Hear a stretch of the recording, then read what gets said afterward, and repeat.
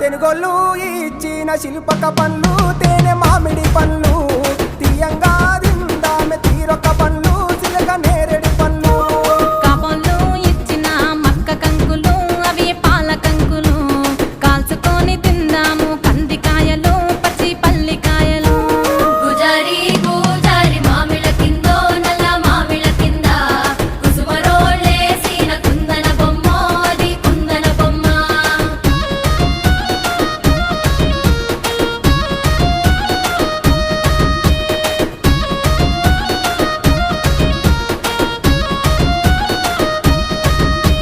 బెస్తోలు పెట్టిన పచ్చి చేపలు అవి వట్టి చేపలు